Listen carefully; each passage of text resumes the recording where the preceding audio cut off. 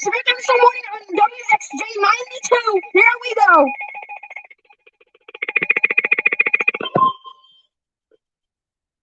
WXJ The 92. National Weather Service in St. Louis has issued a severe thunderstorm warning for northwestern Pike County, southwestern Adams County, northeastern Rawls County, southeastern Marion County until 8:30 p.m. At 7:47 p.m., a severe thunderstorm was located near Hannibal, moving southeast at 20 miles an hour. Expected hazards include 60 miles an hour wind gusts and penny-sized hail. Expect damage to roofs, siding, and trees.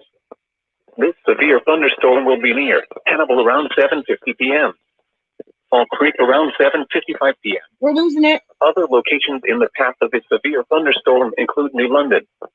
This includes the following highways: Interstate 172 between exits 2 and 10. Interstate 72 between exits 4 and 10. For your protection, move to an interior room on the lowest floor of a building.